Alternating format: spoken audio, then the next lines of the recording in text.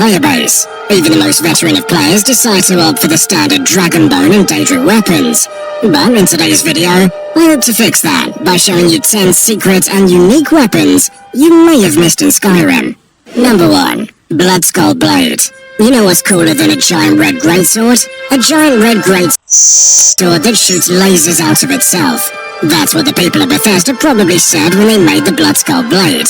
Found during the quest The Final Descent, the Dragonborn will have to make their way down into the shutdown mine in Raven Rock to find the remains of Gratian Cerelius.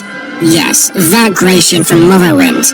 Nevertheless, you can find the sword lying next to his remains with its glowing red hue, but its colors are what make it so special. Power attacking with the Bloodskull Blade will shoot out a blast of red energy towards your enemies. This ability isn't all that powerful, but it does stagger your enemies, allowing you to easily close the gap. It's an excellent weapon for two-handed builds, and a perfect trophy room centerpiece for everyone else. Number 2. Headsman's Axe. Ever walk into Solitude and think to yourself, man, that axe that just chopped off that guy's head looks pretty cool? If so, then you'll be happy to know that you can actually add this weapon to your collection. In the Castle Tower dungeon, you'll find a Tar, the headman of Solitude, who's also the guy that killed Rollveer when you first enter the city. Completing the quest for him will let him become a follower. From there, owning the headsman's axe is as easy as taking it from a Tar's inventory. You can also just kill a Tar and take it off his corpse too, if you're not a fan of the Imperials. Although the headsman's axe doesn't have any enchantments, it's still quite unique in that it's the longest reaching weapon in the game, so you won't have to get up close and personal when wielding this battle axe. It also has around half the weight, which is typical of other battle axes, and although the lack of enchantments is a letdown, it also means you can enchant it yourself with whatever you like, potentially turning this into one of the most powerful weapons in the game. Number 3. Windshear. The Windshear has been constantly regarded as the best sword you can have for legendary difficulty, and that's thanks to its downright overpowered enchantment. But obtaining the sword is no easy task, and many of you will have to make a new save file to find it. This is because Windshear can only be obtained during the quest Hail Sithis. While on the Emperor's ship, go to the bowsprit of the vessel, and you'll find the Windshear at the very top. And it makes sense why Bethesda made the window to wield this weapon so small, as the sword can make the game so easy, it stops being fun. This is thanks to its enchantment, which has a very high chance of staggering enemies when they're struck with the sword, making enemies unable to move or attack you. Many players simply keep this weapon in their offhand, and use a stronger weapon in the main hand, and watch as the infamous legendary difficulty turns into child's play. Number 4. Bolar's Oathblade. Another weapon that many people miss the chance to collect is Bolar's Oathblade, an Akaviri sword that, much like Windshear, has a very small window to obtain. But unlike Windshear, this sword is far less popular in the Skyrim community, making it a far rarer item to have. To find it, you'll have to go to Bloated Man's Grotto, but only before you begin the quest Ill Met by Moonlight. Otherwise, the layout of the grotto will be altered and block you from reaching the sword. The only hope of acquiring the sword then is by killing Sinding during the quest, and waiting an in-game month for the cell to reset to its original layout. The blade itself does 25 points of stamina damage and inflicts 12 points of fear for 30 seconds. These enchantments are nothing extraordinary, but the fact that so few players have obtained this weapon is a good enough reason to add it to your collection.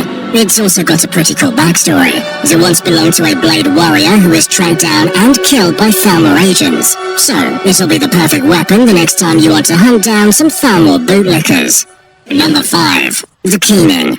The Keening is not only arguably the best dagger in Skyrim, but it also has a very rich lore and history that turns this dagger into one of the best we've ever seen in an Elder Scrolls game. The dagger can be found during the quest Arniel's Endeavor, where you and Arniel go on endeavor to uncover the mystery behind the disappearance of the Dwemer race. What this boils down to, however, is one of the most tedious quests in the game, as Arniel's Endeavor feels like 4 fetch quests combined into one.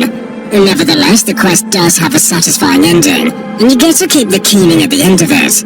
And when I say this dagger is one of the best in the game, I'm not kidding. It has a base damage of 8, putting it on the higher end of the dagger damage spectrum. But more importantly, it has an enchantment that absorbs 10 points of health, stamina, and magicka all at once. Not only does this cause the enemy to light up like a rainbow when struck, but it makes for a perfect weapon for battle mage builds, who can use the weapon as a way to drain the stamina and magicka of enemies. The lore behind this weapon is also pretty interesting. The weapon was created by the chief tonal architect of the Dwemer, Lord Kangranak, and created as a tool to access the heart of Lorcan, and was later used by the player character in Morrowind. Number 6. The Dwarven Black Bow of Fate. If you stealth archers out there thought you were going to be left out, then look no further than the Dwarven Black Bow of Fate. This unique weapon is one of the hardest of its kind to come by, requiring you to complete several puzzles to obtain it. The bow is found in the Dwemer ruins of Kagramez and Solstein. These ruins are pretty unique, as you're going to have to go through a gauntlet of trials before you can escape. These trials will include fighting dwarven spiders in an arena and avoiding electrified water puddles. But once you get through the trials, you'll be rewarded with the reward room. And at the center, but it's also a unique weapon that actually looks unique.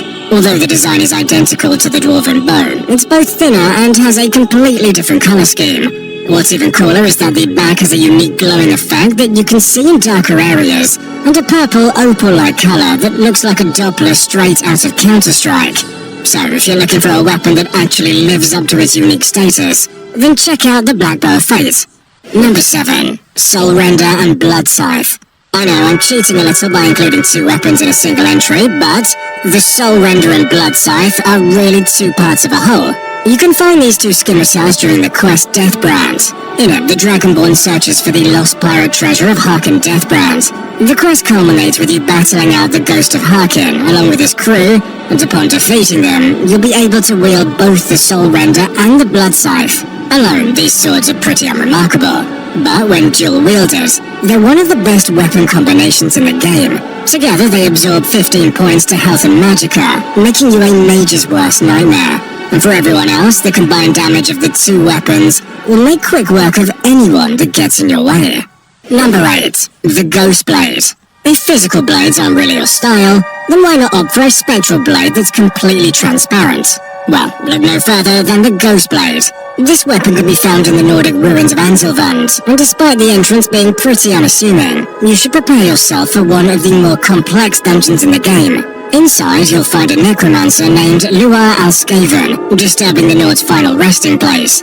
You later find out that she's doing this to find a suitable body to be used as a vessel for a deceased husband. Once you go through the puzzles and traps and kill Luar, you'll be rewarded with the Ghost Blade. The base damage of this sword is nothing to write home about, but it does get points for being the lightest sword in the game, with a weight of only 1. This also means that power attacks will use much less stamina, and this in tandem with an enchantment that does an extra 3 points of damage, makes it a pretty formidable sword for the early game. But I wouldn't recommend placing this sword in a display case or a weapon rack, as this sword has a habit of suddenly disappearing, which is fitting, considering it's a ghost sword. Number 9. Hoarfrost. Although most of these weapons' main purpose is to relieve people of their limbs, Hoarfrost was not made for combat, as it's a pickaxe. Just southeast of Raven Rock, you'll find the Colbjorn Barrow, and meet the dumber miner Rayla Sedaris, who will begin the quest Unearthed. The quest starts off innocent enough, with you helping this miner build an excavation site to find some treasure. But make sure you have some spare gold lying around, as Rayla's little treasure hunt will set you back a total of 11,000 gold. However, upon completion of the quest, you'll unlock Raylas as a follower, and take the Hoarfrost from his inventory. But if that sounds too expensive, then you can always just kill him and be done with it. Regardless of how you go about getting it, the Hoarfrost is a pretty interesting pickaxe. It has 12 points of damage and an enchantment that dishes out frost damage, as well as being able to freeze your enemies solid. And finally, number 10. Master Sword. Yes, that Master Sword. No, this is not a mod. Bethesda has included a fully rendered Master Sword from The Legend of Zelda, along with a tunic and chest to celebrate Skyrim's release on the Nintendo Switch. But obtaining this is a little more work than just booting up the game and finding it in your inventory. To wield the Master Sword, you'll have to do one of 2 things. Firstly, you can unlock it pretty quickly if you have some Zelda amiibos lying around. Simply connect the amiibo to your Switch, use the amiibo power in Skyrim, and a special chest will spawn on the ground in front of you. This'll have some Zelda goodies, which may or may not include the Master Sword. However, if you don't have any amiibos, then you'll have to climb the summit of the throat of the world and find a chest with all of the Zelda items that were added. Sadly, there are no enchantments on this thing, but with a base damage of 18, the highest of any 100 sword in the game, it has the potential to become the best weapon in your inventory. And on top of this, you get to wield a weapon from one of the most iconic Nintendo franchises in gaming history without the use of any mods. How many people can say that? Subscribe to Fall Damage, you milk drinker.